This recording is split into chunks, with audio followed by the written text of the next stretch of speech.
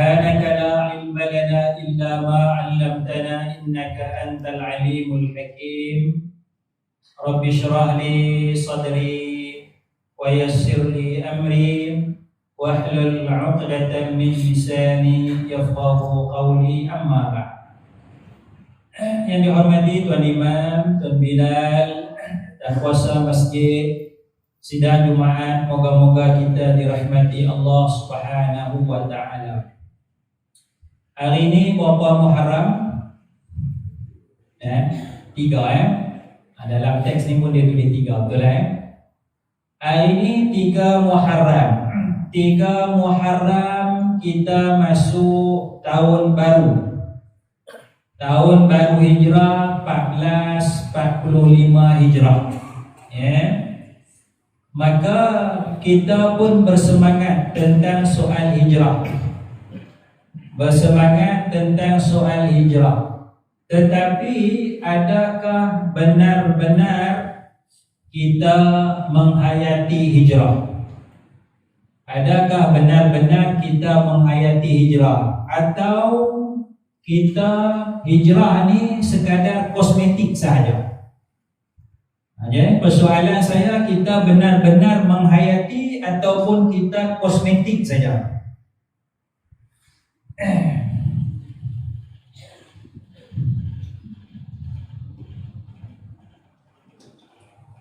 Hijrah, hijrah kita menghayati ataupun sekadar kosmetik sahaja. Kosmetik ni maknanya kita bagi cantik lah, nampak cantik nampak cantik, nampak semangat sambut hijrah. Luaran dia kita sedang berhijrah. Tetapi adakah kita betul-betul berhijrah ataupun tidak? Misalnya, kalaulah kita baca dalam Quran, kita baca dalam Quran surah Wal-Asri. Wal-Asri. Apa maksud Wal-Asri? Demi masa. Allah Ta'ala sumpah ni demi masa. Maksudnya apa? Bagaimana kita menghayati surah Al-Asri ini? Kita menghayati surah Al-Asri ini dengan bila nak mula mesyuarat, habis mesyuarat, kita tutup majlis kita dengan surah Al-Asri. Setakat tu je lah. Mesyuarat patut sejam je, jadi 4 jam. Kita Wal-Asri, jaga masa. Patut sejam mesyuarat kan? Kalau orang non-Muslim, orang kafir tu mesyuarat dia sejam je, setengah jam selesai lah, dia dapat putusan lah. Kita 3 jam bomba tak dapat putusan lagi. Tapi tutup majlis Wal-Asri, demi masa. Jadi kita ni menghayati surah ni ataupun kita kosmetik je? Kosmetik. Kita betul-betul menghayati kan, kita kosmetik saja? Kosmetik. Kosmetiknya. Kita tak betul-betul menghayati surah ni. Surah ni dia bukan suruh kita baca saja. Dia suruh kita menghayati. Wal-Asri, bila Allah Ta'ala sumpah dengan masa, makna benda ni besar, benda ni penting, kena hayatilah. Kan? Tapi berapa ramai orang yang tidak menghargai masa? Berapa ramai orang yang tidak menepati masa? Berapa ramai ustaz penceramah yang melanggar masa? Kuliah maghrib dia lajak sampai kuliah Ashraf kan? Sikit lagi tuan-tuan, habis sikit lagi. Boleh kan tuan-tuan sikit lagi? Takkan nak kata tak boleh lah. Boleh lah. Kan? Isyak 8.40 maaf dia hentam sampai 9.15. Kita hari kerja pula, hari cuti tak apa lah. Sikit lagi nak habis sikit. Jadi bagaimana kita nak menghargai masa tu kan? Jadi makna kita kosmetik, kita tidak betul-betul menghayati. Jadi begitulah dengan hijrah ni. Hijrah ni, apa yang kita buat untuk hijrah ni? Maka kita pun datang masjid, malam 1 Muharram. Yang tak pernah datang pun datang malam tu. Alhamdulillah, dia dah hijrah lah. Dulu tak datang, dia datang. Adalah hijrah sikit. Ya. Lepas tu dia pun tunggu nak baca doa. Doa akhir tahun. Doa awal tahun. Baca sebelum maghrib.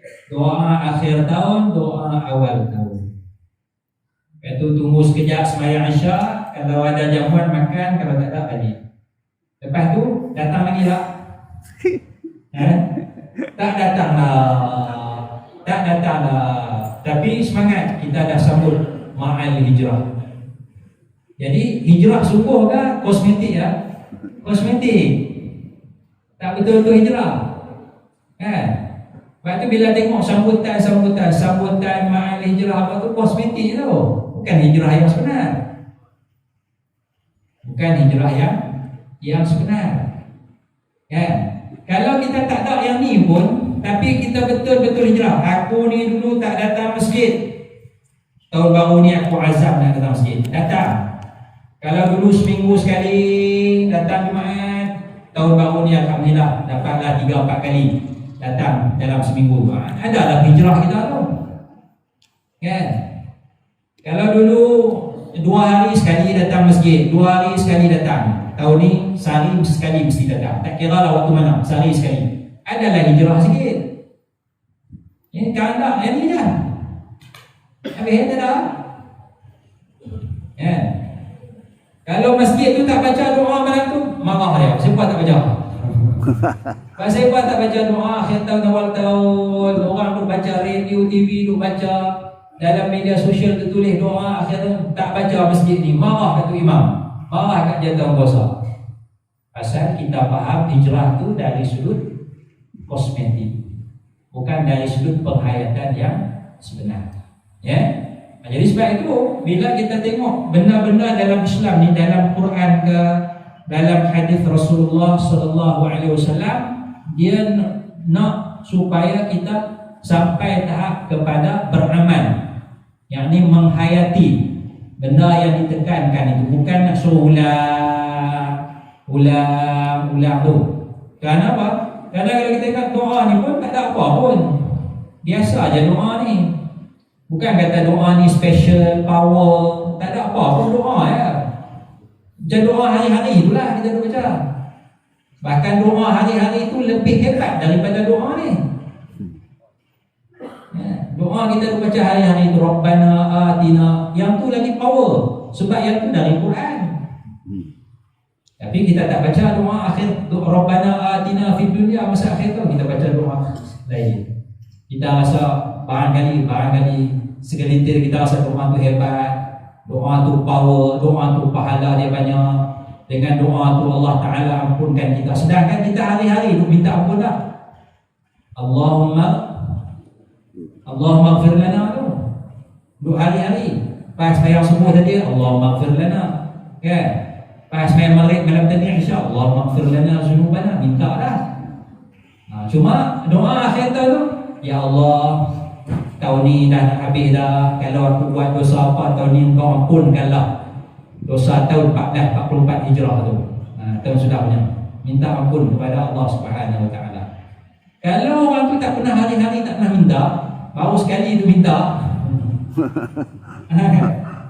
Jadi kalau kita yang hari-hari minta, tak baca pun tak apa lah. Cuba tengok mana doa dia tu. Minta ampun dia setahun. Tapi kita 5 kali sehari minta ampun. Kan? Apalagi kalau ada amalan baik aku buat tahun ni, ya Allah, 1444 Hijrah ni kau terimalah. Hari-hari kita tu baca Allahumma taqabbal minna salatana tammah. Ya Allah, terimalah daripada kami salat aku ni secara sempurna. Ya, hari-hari tu minta dah. Waghfir lana dzunubana 'ammah, ampunkanlah dosa kami ya Allah secara umum. Hari-hari tu minta dah. Jadi maksud saya ialah penghayatan kita ini sekadar kosmetik, belum sampai kepada tahap penghayatan yang sebenar. Ya. Jadi sebab itu kita tak berapa jadi. Kita tak berapa jadi, ya. Kalau kita baca dalam Al-Quranul Karim, kalau kita baca dalam Al-Quran, huwallazi sakhkhara lakumul bahra lita'kulu minhu lahman tariyya wa tastakhriju minhu hilyatan talbasunaha. Allah Ta'ala sebut, Allah Ta'ala mudahkan bagi kita laut, al-bahra, laut. Supaya apa? Lita'kulu, supaya kamu dapat makan benda-benda yang ada dalam laut. Ya. Ikan, sotong, lahman tariyah itu daging yang sedap, ya, daging yang segar, lahman tariyah. Makan. Wa tastakhriju minhu hilyatan, supaya kamu keluarkan perhiasan daripada laut. Allah mudahkan laut kepada kita dengan beberapa tujuan. Salah satunya untuk kita makan, satu lagi untuk keluarkan hasil-hasil perhiasan yang ada daripada laut. Bagaimana kita menghayati ayat ini? Maka bila kita nak naik kapal laut, kita pun baca wallazi sakhkhara lakumul bahra. Allah Ta'ala mudahkan bagi kamu laut. Kita pun naiklah kapal feri ke, sampan ke. Betul tak? Kita carilah ayat laut, kita baca. Kalau naik kapal terbang, carilah yang pasir udara sikit, kan? Nak ambil barakah ayat tu supaya selamat perjalanan laut, supaya selamat perjalanan kapal terbang. Jadi kita menghayati ayat tu. Betul? Menghayati atau tidak? Betul. Tetapi saya rasa bila kita hanya baca ayat tu, bila nak naik kapal laut, baca ayat ni, pasal ada laut ni, kita menghayati tahap ni, kita belum sampai tahap sebenar. Kerana bila Allah kata Allah mudahkan laut untuk kamu makan, macam mana kita nak dapat ikan dalam laut? Adakah ikan dalam laut menyerah diri kepada kita? Pergi pantai memang laut ikan penuh, kat pantai butik je. Adakah macam tu? Tak. Kita kena pergi ke laut. Nelayan-nelayan kita tu nak usaha, kan, ombak lah, kena kapal yang. Maka kalaulah kita umat Islam menghayati Allah suruh cari makan ni, maknanya kita fikir macam mana kita nak buat kapal. Macam mana orang Islam bila baca ayat ni, Allah suruh makan binatang dalam laut, macam mana nak dapatkan binatang dalam laut? Kena buat kapal. Tapi yang buat kapal orang Islam ke orang kafir? Kapal tangkap ikan orang Islam ke orang kafir? Negara Islam kan negara orang kafir buat? Negara orang kafir yang buat. Negara orang Islam tak buat apa pun. Tunggu nganga. Pasal kita tidak menghayati, kita kosmetik saja. Baca ayat ni, Allah yang mudahkan laut bagi kita tu. Betul lah, tak apalah. Tapi Allah suruh makan ni, carilah usaha macam mana nak dapat, kan? Ya. Sedangkan orang Islam zaman dulu cari, kan, kita tengok Ibn Sina, ilmu perubatan, orang kafir datang belajar, dia bawa balik ilmu tu, orang Islam terhenti. Contoh dekat Ibn Sina aja, perubatan tu habis, tak ada. Kita tak ada nama lain dah, sebut Ibn Sina aja. Mana lagi tokoh-tokoh lain, tak ada dah. Sedangkan itu ilmu orang Islam, dia jadi ilmu orang kafir lah. Ya. Ibn Haisam pun, Ibn Haisam dia buat pasal teori mata, cahaya apa semua tu, nak buat kanta, kontek tu, kata dah terhenti dah, tak ada dah nama orang kafir nanti. Ya. Pasal kita tu cuma baca tapi tak main.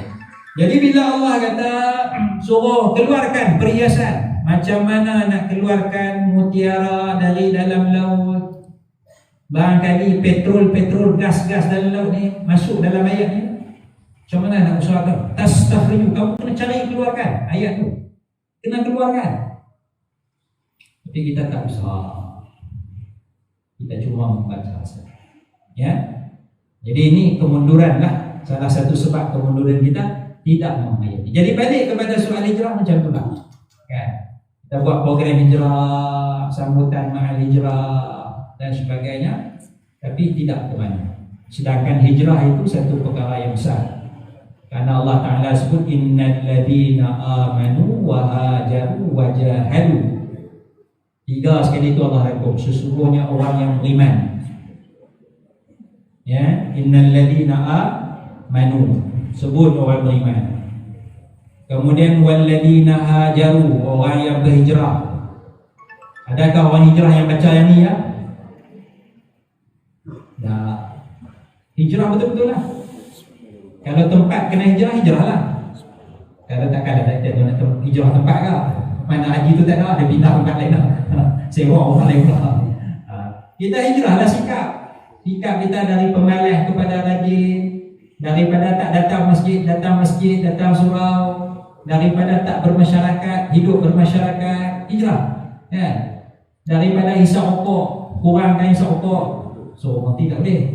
Kurangkan sikit. Dulu 2 kotak, tinggal sekotak. Hijrah lah ni.